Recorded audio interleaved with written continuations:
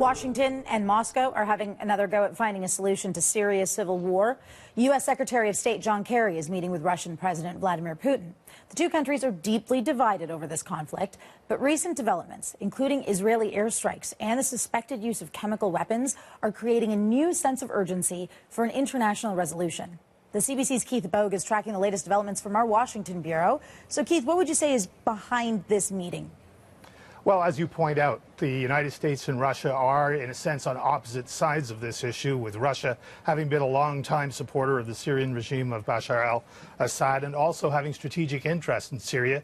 The United States has lately become a friend of the rebels in Syria. It has given them humanitarian aid, and it is now considering giving them military aid or intervening in the conflict in some undefined way. And the reason for that is that some time ago, President Barack Obama defined the use of chemical weapons or weapons of mass destruction as a red line. And that means that if it were crossed, or apparently it means if that red line were crossed, the United States would take a more aggressive interventionist action in Syria. Well, it does appear to be that we are at least closer to being in that world, if not already in it. The United States revealed a couple of weeks ago that it does have evidence that suggests that the Assad regime has used chemical weapons. Ergo, the red line may have been crossed. Ergo, what are they going to do about that? So far, we don't know, except that they're saying that all options are on the table. But when you consider what that means to this meeting between the United States and Russia right now, it certainly has raised the stakes quite a bit. The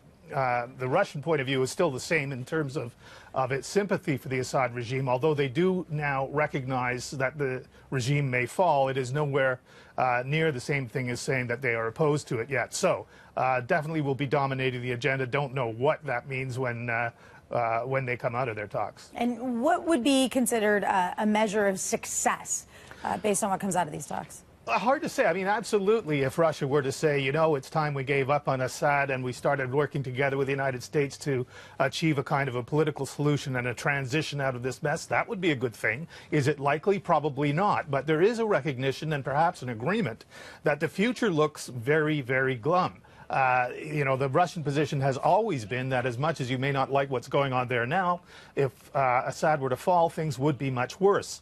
Things have got worse over the past year in Syria, and now people talk seriously about whether Syria could be a failed state, and if so, what that would be mean for the region. And of course, in this country, there is the beginning of a debate about whether Syria is America's next Iraq.